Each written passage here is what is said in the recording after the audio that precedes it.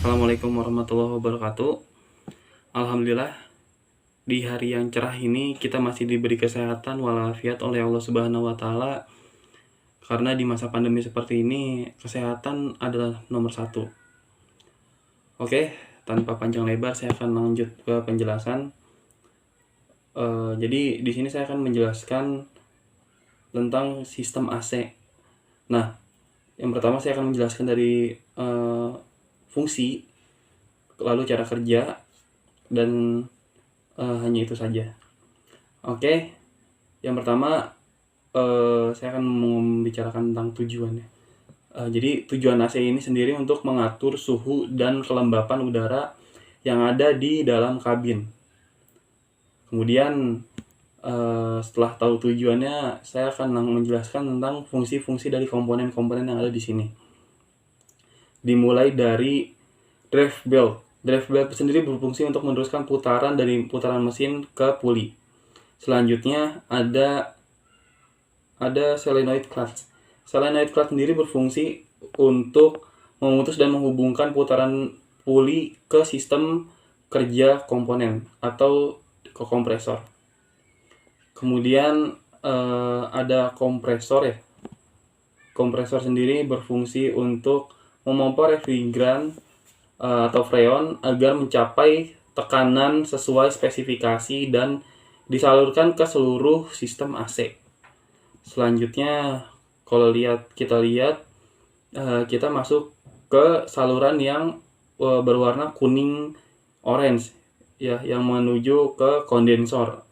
Nah, kondensor sendiri berfungsi untuk pembuangan panas melalui udara yang dibantu fan yang melalui kisi-kisi kondensor. Kemudian di sini ada juga supply reservoir with dryer. Nah, ini maksudnya adalah dryer ya.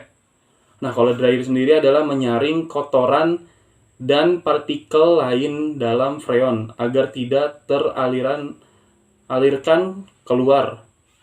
Juga berfungsi menyerap air yang masih ada di dalam refrigeran agar tidak menyebabkan kerusakan pada sistem AC.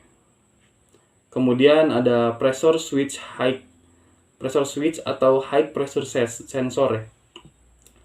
Ini untuk mendeteksi tekanan pada sistem AC. Kemudian ada juga expansion valve. Expansion valve sendiri berfungsi untuk mengubah freon dari cair menjadi gas. Karena tadi kan di kondensor ya, saya lupa menjelaskan, di kondensor itu merubah gas menjadi cair, dan ketika bertemu di expansion valve maka diubah lagi dari cair menjadi gas. Pada proses ini tekanan cairan yang tinggi akan diturunkan dengan expansion. Oke. Kemudian selanjutnya ada evaporator. Di evaporator ini dia itu cara kerjanya menyerap udara panas kemudian diubah menjadi sejuk, kurang lebih begitu. Kemudian setelah evaporator ada temperatur sensor ya. Temperatur sensor sendiri berfungsi untuk mendeteksi suhu di evaporator kemudian menyalurkannya ke CUAC. Setelah itu kalau kita lihat di strukturalnya ada blower ya. Walau terpisah dari cairan refrigeran tapi blower juga berfungsi. Nah, fungsi blower sendiri yaitu menarik udara dari luar dan menghembuskannya pada kabin melalui sirip ekspansi. Iya, betul. Melalui sirip ekspansi. Kemudian di sini juga ada support sistemnya, sistem yang mensupport AC. Ada yang namanya switch AC system. Ini berfungsi untuk mengaktifkan atau menonaktifkan AC. Kemudian ada coolant temperature sensor. Ini berfungsi untuk mendeteksi atau mengukur suhu sistem pendingin mesin, kemudian diteruskan ke CU. Selanjutnya Ada CU Engine berfungsi untuk mengolah data yang mengatur kerjanya mesin. Yang terakhir dan yang paling penting adalah Freon. Freon sendiri berfungsi untuk menciptakan udara sejuk pada mobil dengan mendinginkan evaporator. Nah, kemudian selanjutnya kita masuk ke cara kerja.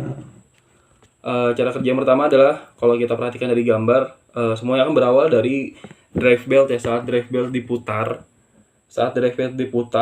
maka solenoid clutch akan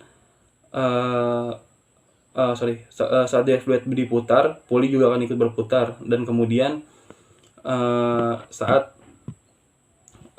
sistem AC di-on-kan, solenoid clutch akan menghubungkan antara puli dan kompresor. Selanjutnya dari kompresor semuanya cairan refrigerannya akan ditekan, akan didistribusikan melalui salurannya, pipa high pressure. Selanjutnya akan menuju ke kondensor. Nah, dari kondensor sendiri diubah nih dari bentuk gas ke bentuk cairan. Lalu masuk ke dryer. Di dryer sendiri dia akan disaring kotorannya, terutama pada air yang merusak pada sistem AC. Selanjutnya ada pressure switch high sensor. Nah, ini kalau misalnya ada tekanan berlebih atau tekanan yang kurang, dia akan memberi sinyal ke ECU. Kemudian dia akan memerintahkan si kompresor agar menaikkan atau menurunkan tekanannya. Selanjutnya berlanjut lagi ke expansion valve. Di expansion valve dia akan diubah lagi yang tadinya cair menjadi gas. Selanjutnya menuju ke evaporator. Nah, di evaporator ini menyerap udara panas kemudian diubah menjadi sejuk. Ya, selanjutnya itu setelah melalui evaporator mendinginkan evaporator, lalu akan didorong oleh udara dari blower. Setelah udara dari blower dan masuk ke dalam kabin mobil.